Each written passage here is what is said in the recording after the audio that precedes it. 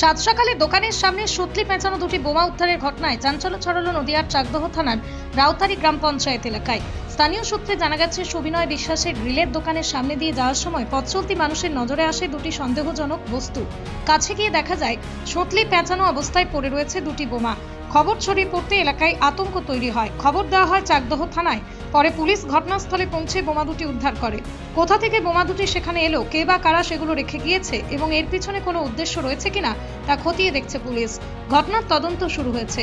বোমা উদ্ধারের ঘটনায় এলাকায় এখনো চাঞ্চল্য রয়েছে। শাটার খুলেছি, শাটার খুলে টিনটা ছিল ওই কর্নারে দেওয়া, টিনটা পড়েছিল, ভাবলাম টিনটা তুলে দেই।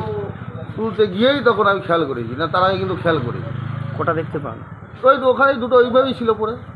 কটা নাগাদ কালকে দোকান বন্ধ করেছিলেন? আমি এখান থেকে 11টা সাড়ে 11টার নিচে যাই না বাড়িতে। কি এর আগে কি আপনার সঙ্গে কারোর সঙ্গে ঝামেলা বা কিছু? না, কারোর সাথে কোনো সেরকম আমার শত্রুতা নেই। হঠাৎ দেখতে পেলেন দুটো এভাবে পড়ে হ্যাঁ, আছে? এরকম পড়ে আছে। কোথায় এটা ঘটনাটা কোথায় ঘটেছে? এটা রাউতারি নারকেল বাগান, গ্রিলের দোকান আমার। পুলিশকে খবর দিয়েছিলেন? হ্যাঁ স্যার।